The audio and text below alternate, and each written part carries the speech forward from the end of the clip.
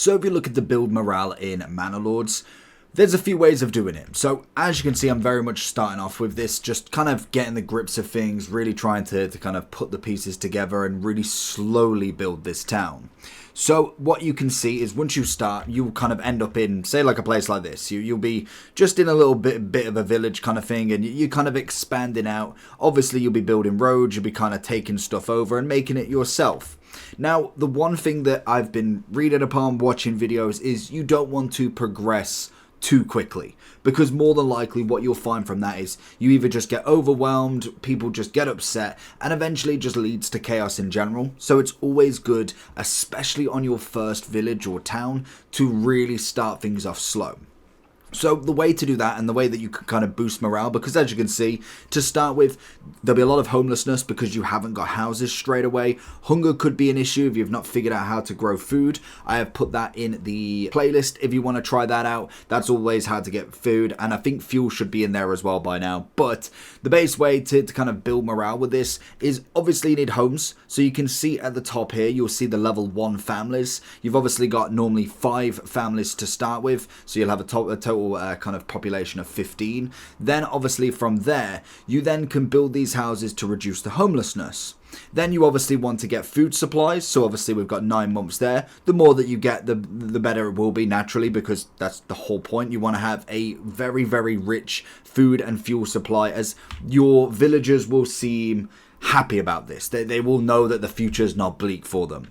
Then what you want to start doing, and this is kind of what I've got going on over here, is building entertainment almost. Obviously, villagers need to be entertained. You can build them everything, you can give them everything, but if there's no entertainment, that is going to be a big problem, because the whole point of living is to be entertained. So the tavern's going to be a great option there.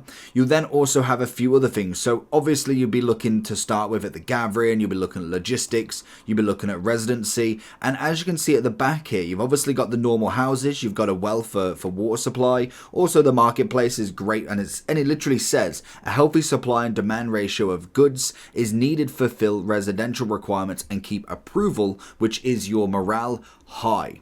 You then also have the firewood cart, you have the food cart, which you'll unlock obviously with different development plans. We'll go over that in a different video. But then you've got the likes of the tavern, and then you've also got the wooden church, or then you've got a corpse pit, but that's a bit bleak. But when it comes to the church, again, another great one. Keeping faith is always a decent one. So as you can see, we've built the saw pit, so I've only got at the moment 1 unassigned worker just coming over to do all of this, so that shouldn't take, as we can see, a second. And as you can see, I don't know if I've gone up from 36 to 37 there, but it does take a little bit of time. But the kind of thing that you need for this, what's this? Generic storage full. Okay, we'll have to have a look at that. But the main thing with obviously keeping the morale high is to gain more villagers. So I would kind of do this once you've got the kind of grips of stuff down, because the more morale you have, the more villagers. I believe it was like if you have 50 and above, it's 1 villager per month, and then if you have 75 to 100, it's 2 per month.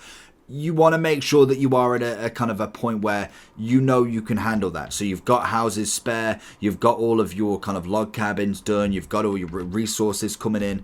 As you can see, we've finished the saving there, and that's the best way to do it. So if I fast forward a little bit more, it should complete the tavern, and then what we can do from there is that's going to have hopefully 1 person assigned to it. So we will kind of take the unassigned off the moment, because I don't need to be building anything else. Obviously with the kind of lack of people, that's why I need a couple more people to start building stuff, as well as I can obviously start building outwards, some roads, some houses, as well as then having my food supply done, now gaining into 11 months of food and fuel, and hopefully going through a winter at some point. I don't actually know the date of from.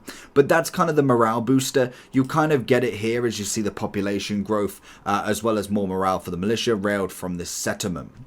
So as you can see at the moment, we've got 30 days. We've had no convictions of bad morale, and obviously it takes time as well. It's not just going to be build a tavern and suddenly everybody flocks to it. It will take time for you to kind of gain some more. We've got the excess goods needs to be moved to a storehouse, otherwise the workers may stop production, and the overflowing storage is vulnerable to weather damage. So I need to make sure I have someone in here, which actually I don't at the moment, so I'm going to have to move somebody off. So we'll go off the logging cabin and we'll kind of move someone into the storage. So we'll keep that at 1, and then that should settle that one down nice and easy. already. But if I can just fast forward a little bit, as really I'm just trying to get all of the information for you as well, so that I can give you the best results, because the whole point of the basics is really trying to get to grips with this. I think it's got a very good feel to the game, most definitely. So I'll be very interested to see what the advanced sort of places look and kind of get there myself as we advance through. But morale wise, as you can see, a lot of the time it will tell you about it as well.